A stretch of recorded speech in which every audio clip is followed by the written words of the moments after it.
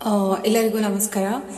ಏನಕ್ಕೆ ಈ video start ಮಾಡ್ತಿದ್ದೀನಿ ಅಂತಂದರೆ, ನಾನು ತುಂಬ ದಿವಸದಿಂದ ಒಂದು 3-4 ಡೇಸಿಂದ ನೋಡ್ತಿರೋದ್ರಲ್ಲಿ ಎಲ್ಲ ವಿಡಿಯೋದಲ್ಲೂ ಆಲ್ಮೋಸ್ಟ್ ಎಲ್ಲರೂ ಇನ್ಫ್ಲುಯೆನ್ಸಸ್ಸು ನೀಟ್ ಬಗ್ಗೆ ವಿಡಿಯೋ ಮಾಡಿ ಹಾಕಿದ್ದಾರೆ. ನೀಟ್ ಬಗ್ಗೆ ವಿಡಿಯೋ ಮಾಡಿರೋದ್ರಲ್ಲಿ ಕೆಲವೊಬ್ಬರು ಹೇಳ್ತಾರೆ ಸ್ಟೂಡೆಂಟ್ಸ್ ಬೇಗ ಹೋಗ್ಬೇಕಾಗಿತ್ತು, ಕೆಲವೊಬ್ರು ಹೇಳ್ತಾರೆ ಗೌರ್ಮೆಂಟ್ ಅವತ್ತು ಫಂಕ್ಷನ್ ಮಾಡಬಾರ್ದಾಗಿತ್ತು. ಸರಿ, ಎಲ್ಲದೂ ಕರೆಕ್ಟ್. ನಾನು ಹೇಳೋದು ಇದು ಒಂದು ವಿಡಿಯೋ ಬಿಡದಿದ್ದು ಏನು ವಿಡಿಯೋ ಮಾಡಿ ಹಾಕ್ತಾ ಇದ್ದಾರೆ. ಎಲ್ಲರೂ ಅಲ್ಲಿ ಈ ಥರ ಜಾಗ ಕೇಳ್ತಾ ಇದ್ದಾರೆ, ಅದು ಫಲವತ್ತವಾಗೇ ಇದೆ, ಅವರಿಗೆ ಜಾಗ ಕೊಡೋಕ್ಕೆ ಇಷ್ಟ ಇಲ್ಲ ಅಂತ ಕೆಲವೊಬ್ರು ವಿಡಿಯೋದಲ್ಲೂ ಹಾಕಿದ್ದಾರೆ. ಇಲ್ಲ, ನಾವು ಜಾಗ ಕೊಡ್ತೀವಿ, ನಮ್ಗೆ ಇಷ್ಟ ಇದೆ ಜಾಗ ಕೊಡೋಕ್ಕೆ ಅಂತ. ಅದನ್ನು ಗೌರ್ಮೆಂಟ್ ಮೇಲೆ ಬ್ಲೇಮ್ ಮಾಡ್ತಾ ಇದ್ದೀವಿ ನಾವೆಲ್ಲದ್ರೂ. ಇನ್ನು ಎಷ್ಟೋ ವಿಡಿಯೋಸ್ ಇದೆ ಬಿಡಿ. ಆಮೇಲೆ ವಿಜಯ್ ದಳಪತಿ ಅವ್ರದ್ದು ವಿಡಿಯೋಸ್ ಎಲ್ಲ ಹಾಕಿ ಅಲ್ಲಿ ಗೌರ್ಮೆಂಟ್ ಈ ಥರ ಇದೆ, ನಮ್ಮ ಕರ್ನಾಟಕ ಯಾಕೆ ಈ ಥರ ಇಲ್ಲ, ಅಲ್ಲಿ ಸಿಸ್ಟಮ್ ಈ ಥರ ಚೇಂಜ್ ಆಗ್ತಾ ಇದೆ, ನಮ್ಮ ಗೌರ್ಮೆಂಟ್ ಯಾಕೆ ಏನು ಮಾಡ್ತಾ ಇಲ್ಲ ಅಂತ ನಾವೆಲ್ಲ ವಿಡಿಯೋ ಮಾಡ್ತಾ ಇದ್ದಾರೆ. ಅದರಲ್ಲಿ ಏನು ನನಗೆ ಒಂದು ಪಾಯಿಂಟ್ ನನ್ನ ವೈಯಕ್ತಿಕವಾಗಿ ಏನನ್ನಿಸ್ತು ಅಂತಂದರೆ, ಇದಕ್ಕೆಲ್ಲ ಕಾರಣ ಯಾರು?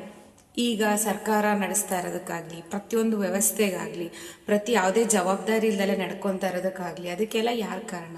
ನಾವೇ ಅಲ್ವಾ? ನಾವು ಓಟ್ ಹಾಕ್ಬೇಕಾದ್ರೆ ಯಾರಾದರೂ ಯೋಚನೆ ಮಾಡಿದೀವ ಯಾರಿಗೆ ಓಟ್ ಹಾಕ್ತಾ ಇದ್ದೀವಿ, ನಾವು ಓಟ್ ಹಾಕೋದ್ರಿಂದ ಏನು ಪರಿಣಾಮ ಆಗುತ್ತೆ, ನಾವು ಇವ್ರಿಗೆ ಓಟ್ ಹಾಕೋದ್ರಿಂದ ನಮಗೇನು ನೆಕ್ಸ್ಟು ಅವ್ರು ಏನು ನಮಗೆ ಮಾಡಬಲ್ಲರು, ಅವ್ರಿಗೆ ಆ ಕೆಪಾಸಿಟಿ ಇದೆಯಾ, ಅವ್ರು ಆ ಕೇಪಬಲ್ ಇದ್ದಾರಾ ಅಂತ ನಾವು ಯಾವತ್ತಾದರೂ ಥಿಂಕ್ ಮಾಡಿದೀವ? ನಾವು ದೊಡ್ಡದಾಗಿ ಇಡೀ ಕರ್ನಾಟಕನ ಚೇಂಜ್ ಮಾಡೋಕ್ಕೆ ಹೋಗೋಕ್ಕೆ ಒಬ್ಬರು ಇಬ್ಬರಿಂದ ಸಾಧ್ಯ ಇಲ್ಲ, ಅದು ಎಲ್ಲರೂ ಗೊತ್ತಿರೋ ಅಂಥದ್ದೇ. ಈಗ ನಾವೇನು ಮಾಡ್ಬೋದಿತ್ತು, ಅಟ್ಲೀಸ್ಟ್ ನಮ್ಮ ಲೆವೆಲಲ್ಲಿ, ನಮ್ಮ ಊರಿನ ಲೆವೆಲಲ್ಲಿ, ನಮ್ಮ ಲೆವೆಲಲ್ಲಿ ನಾವೇನು ಚೇಂಜ್ ಮಾಡೋಕ್ಕಾಗುತ್ತೆ ಅದನ್ನು ಮಾಡ್ಬೋದಿತ್ತು ಅಂತ ನನಗೆ ಅನಿಸುತ್ತೆ. ಈಗ ನಮ್ಮ ಹತ್ರ ನಮ್ಮ ಮುಂದೆನೇ ಏನೋ ಒಂದು ಕೆಲಸ ಯಾರೋ ಒಬ್ರು ಮಾಡ್ಕೊಡ್ತಾ ಇರಲ್ಲ, ನೋಡ್ತಾ ಇರ್ತೀವಿ, ಎಲ್ಲದೂ ನೋಡ್ತಾ ಇರ್ತೀವಿ. ಇಲ್ಲ ಯಾರೋ ನಮ್ಮ ಮುಂದೆನೇ ಲಂಚ ಕೇಳ್ತಾರೆ, ಇಲ್ಲ ಯಾರೋ ನಮ್ಮ ಮುಂದೆನೇ ನೀನು ಹಿಂಗೆ ಮಾಡಿಸ್ತೀಯ ನಾನು ನೋಡ್ತೀನಿ ಅಂತ ಹೇಳ್ತಾರೆ, ಇಲ್ಲ ಯಾರ ಮೇಲಾದರೂ ಸುಮ್ಮನೆ ಅಪವಾದಗಳನ್ನ ಹೊರಿಸಿರ್ತಾರೆ. ಸುಮ್ಮನೆ ನಮಗೆ ಗೊತ್ತಿರುತ್ತೆ ಅದೆಲ್ಲ, ನಾವು ನೋಡಿರ್ತೀವಿ, ಯಾರೂ ನೋಡಿರಲ್ಲ ಅಂತ ಹೇಳಕ್ಕೆ ಸಾಧ್ಯನೇ ಇಲ್ಲ. ನಮ್ಮ ಪಕ್ಕ ನಡೆದಿರೋದು, ನಮ್ಮ ಎದುರುಗಡೆ ನಡೆದಿರೋದನ್ನ ನಾವು ನೋಡಿರ್ತೀವಿ. ಬಟ್ ಆದರೆ ಯಾರು ಧ್ವನಿ ಎತ್ತಲ್ಲ ಅದಕ್ಕೆ. ಯಾಕೆ? ನಮಗೆ ಯಾಕೆ ಅಂತ ಫಸ್ಟ್ ಥಿಂಗ್ ಹೇಳ್ತೀವಿ ನಾವು, ನಮಗೆ ಯಾಕೆ ಅಂತ ಹೇಳ್ತೀವಿ. ಸೊ ನಮಗೆ ಯಾಕೆ ಅಂತ ಅವಾಗೆಲ್ಲ ಹೇಳಿ, ಈಗ ಸರ್ಕಾರ ಹಂಗೆ ಮಾಡಬೇಕಿತ್ತು, ಹಿಂಗೆ ಮಾಡಬೇಕಿತ್ತು, ಹಂಗಿರಬೇಕಿತ್ತು ಅಂತ ಯಾಕೆ ವಿಡಿಯೋ ಮಾಡ್ತಿದ್ದೀರಾ? ನಾನು ಕೇಳ್ತಾ ಇರೋದು, ನೀವು ಸರ್ಕಾರ ರಚನೆ ಮಾಡ್ಬೇಕಾದ್ರೆ ನೀವಿರೋರು ಇರಲಿಲ್ವಾ? ಸರ್ಕಾರ ರಚನೆ ಆಗ್ಬೇಕಾದ್ರೆ ನಿಮಗೆ ಗೊತ್ತಿರಲಿಲ್ವಾ? ನೀವು ಇಂಥವ್ರನ್ನೇ ಗೆಲ್ಲಿಸ್ಕೊತಾ ಇದ್ದೀರಾ ಅಂತ ನಿಮಗೆ ಗೊತ್ತಿರಲಿಲ್ವಾ? ಯಾವುದೇ ಪಕ್ಷದ ಪರ ನಾನು ಮಾತಾಡ್ತಾ ಇಲ್ಲ. BJP, ಕಾಂಗ್ರೆಸ್, JDS, ನಾನು ಯಾವ ಪಕ್ಷದ ಬಗ್ಗೆನೂ ಮಾತಾಡ್ತಾ ಇಲ್ಲ. ಯಾವುದೇ ಪಕ್ಷದ ವ್ಯಕ್ತಿ ಬರಲಿ, ನಿಮ್ಮ ಊರುಗಳಲ್ಲಿ ನೀವು ಆರಿಸಿರೋ ಅಂಥ ಪ್ರತಿನಿಧಿಗಳು ನಿಮಗೇನಾದರೂ ಸಹಾಯ ಮಾಡ್ತಾ ಇದ್ದಾರಾ? ನಿಮಗೆ ಅವ್ರು ರೆಸ್ಪಾನ್ಸ್ ಮಾಡ್ತಾ ಇದ್ದಾರಾ? ಯಾವುದಾದ್ರೂ ಒಳ್ಳೆ ಕೆಲಸಗಳನ್ನ ಮಾಡ್ತಾ ಇದ್ದಾರಾ?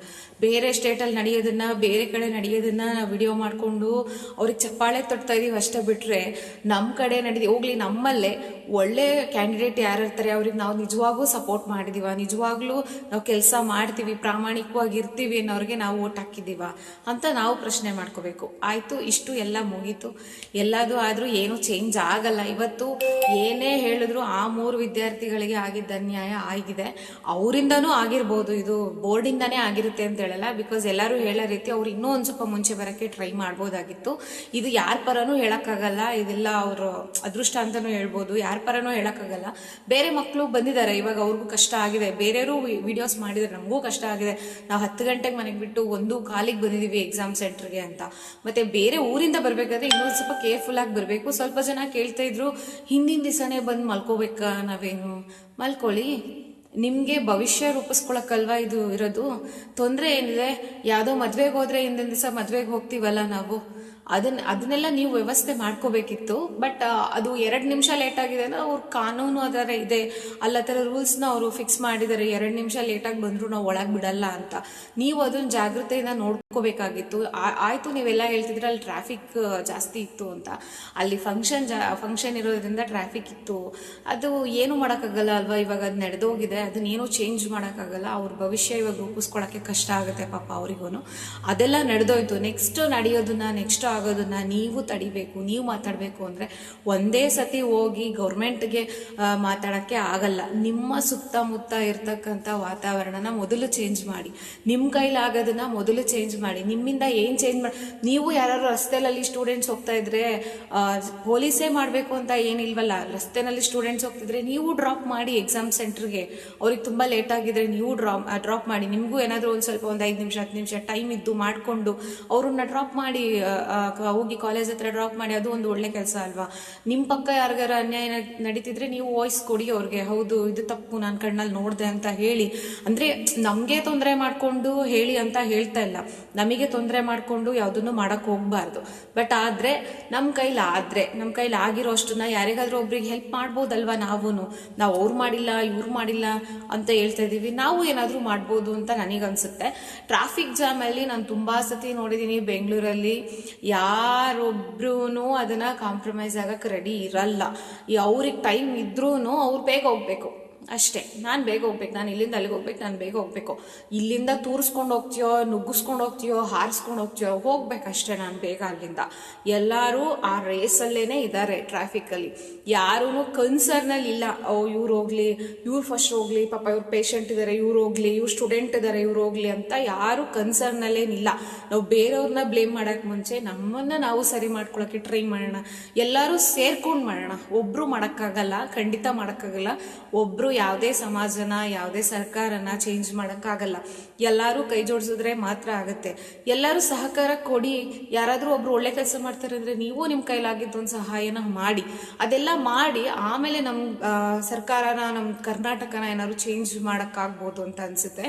ಅಂಡ್ ಇನ್ನೊಂದು ಮೇನ್ ಪಾಯಿಂಟ್ ನಾನು ಹೇಳಲೇಬೇಕು. ಎಲ್ಲರೂ ಹೇಳ್ತಾರೆ ನೆಕ್ಸ್ಟ್ ನಮ್ಮ ಕರ್ನಾಟಕದಲ್ಲಿ CM ಉಪೇಂದ್ರ ಅವರು ಅಥವಾ ಡಿ ಬಾಸ್ ಅವರು ಬರಬೇಕು ಅಂತ. ತಪ್ಪಲ್ಲ, ಅವ್ರನ್ನ ಎಕ್ಸ್ಪೆಕ್ಟ್ ಮಾಡೋದು ತಪ್ಪಲ್ಲ. ಅವ್ರ ಹತ್ರ ಒಳ್ಳೆ ಥಾಟ್ಸ್ ಇದೆ, ಜನಕ್ಕೆ ಒಳ್ಳೇದು ಮಾಡಬೇಕು ಅನ್ನೋ ಆಲೋಚನೆನೂ ಇದೆ. ಬಟ್ ಆದರೆ ಅವ್ರು ಹೇಳೋದನ್ನು ನಾವು ಕೇಳಬೇಕಲ್ವ? ಈಗ ಅವ್ರು ಹೇಳಿರ್ತಾರೆ ನಾನು ಈ ಥರ ಮಾಡಬೇಕು ಅಂತ ಅನ್ಕೊಂಡಿದ್ದೀನಿ ಅಂತ, ಅದಕ್ಕೆ ಪೂರಕವಾಗಿ ನಾವು ಯಾವ್ದಾರ ಪ್ರಜೆಗಳು ಸಪೋರ್ಟ್ ಮಾಡಿರ್ಬೇಕಲ್ವಾ? ಅದಕ್ಕೆ ಮಾಡಲಿಲ್ಲ. ಉಪೇಂದ್ರ ಅವ್ರ ಪಕ್ಷ ಕಟ್ಟಿದಾಗ ನೀವು ಅವ್ರನ್ನೇ ಗೆಲ್ಲಿಸ್ಕೊಂಡಿರೋ, ಇವತ್ತು ಅವರೇ ಎಲ್ಲೋ ಒಂದು ಪೊಸಿಷನಲ್ಲಿ ಕುತ್ಕೊಂಡು ಏನೋ ಒಂದು ಬದಲಾಯಿಸ್ತಿದ್ರೋ ಏನೋ. ಅವ್ರು ಎಷ್ಟೋ ದಿವಸ ಯಾವುದಾದ್ರು ಒಂದೊಂದು ಥಾಟ್ಸ್ನ ಅವ್ರು ವಿಡಿಯೋದಲ್ಲಿ ಶೇರ್ ಮಾಡಿದರೆ, ವಿಡಿಯೋ ಕಾನ್ಫರೆನ್ಸ್ನ ಮಾಡ್ಬೋದಿತ್ತು, ಅಲ್ಲಿಂದನೇ ನಾವು ವಿಷಯ ತಿಳ್ಕೊಂಡು ಅಲ್ಲೇ ಆಪ್ರೇಟ್ ಮಾಡ್ಬೋದಾಗಿತ್ತು, ಪ್ರತಿಯೊಂದಕ್ಕೂ ಮೀಟಿಂಗ್ ಕರೆಯೋ ಅವಶ್ಯಕತೆ ಇರಲಿಲ್ಲ ಅಂತೆಲ್ಲ ತುಂಬ ಥಾಟ್ಸ್ನ ಶೇರ್ ಮಾಡಿದರೆ. ಆಮೇಲೆ ಅವ್ರು ಹೇಳಿದ್ರು ವಿಧಾನಸೌಧನ ಬಾಗ್ಲಾಕ್ಬಿಡ್ತೀನಿ, ಬಿಕಾಸ್ ಅಲ್ಲಿರೋದು ರಾಜಕೀಯ, ನನಗೆ ಪ್ರಜಾಕೀಯ ಬೇಕು, ನಾನು ಬಂದು ಜನಗಳ ಹತ್ರ ಕೆಲಸ ಮಾಡಬೇಕು, ಜನಗಳ ಹತ್ರ ಕೆಲಸ ಮಾಡೋದನ್ನ ಕಲಿಬೇಕು ಲೀಡರ್ಸ್ ಅಂತೆಲ್ಲ ಅವ್ರು ತುಂಬ ಒಳ್ಳೆ ಥಾಟ್ಸ್ನ ಹೇಳಿದ್ದಾರೆ. ಹೌದು, ಅದನ್ನೆಲ್ಲ ಮಾಡಕ್ಕೆ ಅವಕಾಶ ಅವ್ರಿಗೆ ಎಲ್ಲಿ ಕೊಟ್ಟಿದ್ದೀವಿ? ಮಾಡಿ. ನೆಕ್ಸ್ಟ್ ಯಾರು ಇಷ್ಟೊಂದು ಅವೇರ್ನೆಸ್ ಇದೆ, ಇಷ್ಟೊಂದು ವಿಡಿಯೋಸ್ನ ಮಾಡ್ತಿದ್ದೀರಾ ಇನ್ಸ್ಟಾಗ್ರಾಮಲ್ಲಿ ಅಂದಾಗ ನೆಕ್ಸ್ಟ್ ಏನಾದರೂ ಬದಲಾವಣೆನ ತಗೊಂಬನ್ನಿ. ದಯವಿಟ್ಟು ನಾನು ಕೇಳೋದು ಅಷ್ಟೇನೆ, ನಿಮ್ಮ ಕೈಲಾಗಿದ್ದನ್ನ ಒಳ್ಳೇದನ್ನ ನೀವು ಮಾಡಿ, ನಿಮ್ಮ ಪಕ್ಕದಲ್ಲಿರೋರಿಗೂ ಸಜೆಸ್ಟ್ ಮಾಡಿ, ಇದನ್ನ ಮಾಡಬೇಡಿ ಅಂತ. ಯಾವುದೇ ಆಕರ್ಷಣೆಗೆ ಒಳಗಾಗಿ ಅವ್ರು ಅದು ಕೊಡ್ತಾರೆ, ಅವ್ರು ಇದು ಕೊಡ್ತಾರೆ. ಆಮೇಲೆ ಇನ್ನೂ ಒಂದು ಮೇನ್ ಪ್ರಾಬ್ಲಮ್ ಇದೆ, ಈ ಫಾಲೋವರ್ಸ್. ಯಾರು ಒಬ್ರು ಒಳ್ಳೆ ವ್ಯಕ್ತಿ ಇದ್ರೆ ಅವ್ನ ಫಾಲೋವರ್ಸ್ ಅಂತ ಯಾರೊಬ್ರು ಇರ್ತಾರೆ ನಮ್ಮ ಕಡೆ ಅನ್ಕೊಳ್ಳಿ, ಅವರು ಜಾಸ್ತಿ ಮೆರಿಯಕ್ಕೆ ಸ್ಟಾರ್ಟ್ ಮಾಡಿಬಿಡ್ತಾರೆ. ಇವ್ರು ಗೆದ್ರೆ ಆಗೋಯ್ತು, ನಂದೇ ಎಲ್ಲ, ಈ ರೋಡ್ ಎಲ್ಲ ನಂದೇ, ನಾನು ಫುಲ್ಲು ಯಾರು ಏನು ಮಾಡಿದ್ರು ಚಿಂತೆ ಇಲ್ಲ ಅಂತೆಲ್ಲ ಫುಲ್ಲು ಮೆರಿಯಕ್ಕೆ ಸ್ಟಾರ್ಟ್ ಮಾಡಿಬಿಡ್ತಾರೆ. ಅವಾಗ ಏನಾಗುತ್ತೆ, ಅವ್ರು ಒಳ್ಳೆ ವ್ಯಕ್ತಿ ಆಗಿರೋ ಅವ್ರನ್ನ ಗೆಲ್ಲಿಸ್ಬೇಕು ಅಂತ ನಮಗೆ ಅನ್ಸಲ್ಲ. ಯಾಕೆಂದ್ರೆ ಅವ್ರು ಗೆದ್ರೆ ಇವ್ರು ಹಿಂಗಾಡ್ತಾರಲ್ಲ, ಹಂಗೆ ಅದನ್ನೆಲ್ಲ ಚೇಂಜ್ ಮಾಡಬೇಕು. ಎಲ್ಲ ಕಾನ್ಸರ್ನು ಚೇಂಜ್ ಮಾಡಿ, ಎಲ್ಲದಕ್ಕೂ ಪ್ರಶ್ನೆ ಮಾಡ್ರಿ. ಇದೊಂದನ್ನೇ ಪ್ರಶ್ನೆ ಮಾಡಿಬಿಡ್ರಿ. ಎಲ್ಲ ನಿಮ್ಮ ಸುತ್ತಮುತ್ತ ನಡೆಯೋದನ್ನ ಬರೀ ಇನ್ಸ್ಟಾಗ್ರಾಮಲ್ಲಿ ಅಂತ ಹೇಳ್ತಾ ಇಲ್ಲ, ನಿಮ್ಮ ಸುತ್ತ ನಡೆಯೋದನ್ನ ನೀವು ಪ್ರಶ್ನೆ ಮಾಡಿ, ನಿಮ್ಮ ಕೈಲಾಗಿದ್ದ ನ್ಯಾಯನ ನೀವು ಕೊಡಿಸಿ. ಆವಾಗ ನಮ್ಮ ಏನಾದ್ರು ಒಂದು ಗೌರ್ಮೆಂಟ್ ಆಗಲಿ, ಯಾವ್ದಾದ್ರು ಒಂದು ಎನ್ವಿರಾನ್ಮೆಂಟ್ ಆಗಲಿ ಚೇಂಜ್ ಆಗ್ಬೋದು ಅಂತ ನನಗೆ ಅನ್ಸುತ್ತೆ. ನಾನು ಹೇಳಿದ್ರಲ್ಲಿ ಯಾವುದಾದ್ರೂ ತಪ್ಪಿದ್ರೆ ದಯವಿಟ್ಟು ಕ್ಷಮಿಸಿ. Thank you.